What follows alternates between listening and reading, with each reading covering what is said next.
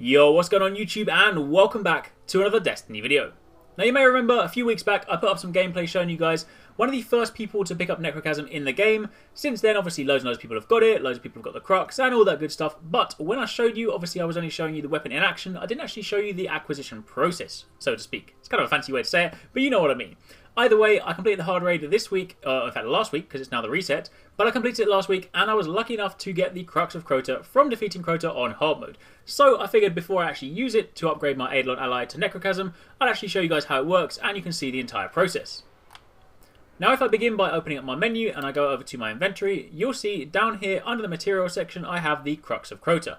Now just to recap, this can only be acquired by defeating Crota on the hard mode version of Crota's in raid. It's a random drop. You need to have defeated Crota at least once, so that way you have the Glowhue shader. Doesn't necessarily need to be applied, but it at least needs to be on your person, and then once you have that, you then have a chance of it dropping. It is obviously still random at that point, so there is no guarantee that you will get it, but either way, that is what you need to do. So if I then go over to my primary weapon slot, you'll see I already have Eidolon ally equipped, which is the legendary version. This begins life as the Husk of the Pit, a common auto rifle, which drops from a Blade of Crota. Then once you level it up, it turns into Eidolon ally, and once you level that up, you then get to this stage where you now need one thing in order to complete the process. Burgeoning Hunger says, what power drives this appetite that grows after each meal? And it says here that I need one Crux of Crota to upgrade it. So seeing as I have it, let's now press A, and we now turn it into Necrochasm, which also, interestingly enough, has gone into my secret 10th weapon slot. As you can see, I've already got Icebreaker equipped, so currently I can't equip this, which means I'm not actually currently carrying a primary weapon.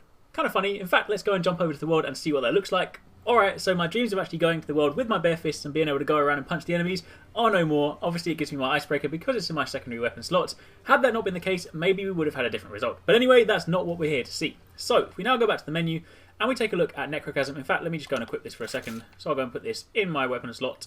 You'll then notice it is fully maxed out. Everything I did before, all my hard work leveling up Eidolon ally, has not gone to waste. They're not going to make you level this weapon 3 times in total. Instead, once you acquire that Crux of Crota, it merely fills in that last slot here with the upgrade damage perk you normally expect to be there, but instead it's then replaced these perks. So as you can see, first up, down here I have arc damage. So this weapon obviously causes arc damage. Then I have Cascade. Melee kills increase the reload speed of this weapon for a short time. But then you have this, Cursebringer. Precision kills with this weapon frequently trigger a Curse Thrall style explosion. So I'll show you that in just a second, but then over here we also have Rangefinder. Aiming this weapon increases its effective range. The one weird thing right now, which is a little bit of a shame and kind of messes with my OCD, is that even though this is a maxed out exotic, it doesn't actually have the yellow box around it. As you can see, any other weapon you max out, the border turns yellow, and the same applies to exotic armor pieces as well. But unfortunately that doesn't happen on Necrochasm, so that's going to annoy me a little bit, but anyway, that is a minor thing. So if we jump out, you can now see if I switch to it, this is what it looks like. Basically looks the same as the Eidolon ally, as you sort of like recognise, but then when you shoot it, it shoots extremely fast, bullets obviously bounce off the ground, and it also deals arc damage.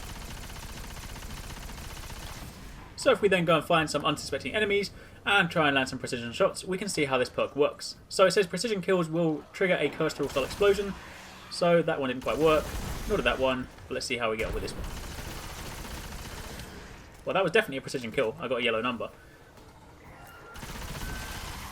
Oh, there you go. So, there we have it. There was your Curse Thrall style explosion. There was another one. So maybe my first shot was just off by just a little bit. The one main thing to note is obviously having an auto rifle where your perk relies on precision kills. Auto rifles do spray quite a bit, so your tendency to get precision kills will vary slightly, but either way, if you do kind of get into a position, especially if you're fighting something like a Blade, which has got a massive head, then it's going to be a lot easier to try and land. It does only have 42 bullets in the magazine, and given how fast it fires, it is a little bit annoying, but either way, that is how it works. So as you can see, it does trigger it relatively frequently. It's obviously not every single kill, but it does do it quite often. So if you are using this in something like the Abyss, where you're shooting Thrall, this could be extremely useful. If you're being pursued by big groups of enemies, then the Curse Thrall style explosion will obviously detonate and damage surrounding enemies. And that is pretty much it for this video. It's just going to be a really short one, but I wanted to show you guys, as well as having sort of shown you what the Necrochasm is like in action, but I also wanted to show you how the actual upgrade process works and what it looks like once you've done it. So that is end-to-end how you get Necrochasm and what happens after you upgrade it. So hopefully you found this helpful, hopefully you enjoyed this video, and if you did, don't forget to leave a like and hit that thumbs up button, and if you're not already part of the Arekkz Gaming Nation, then be sure to hit that subscribe button so you don't miss a single video. Let me know in the comments down below if you guys have picked up the Crux yet, and if so, what do you think of Necrochasm? And otherwise, thank you very much for watching, take it easy, catch you next time, peace out.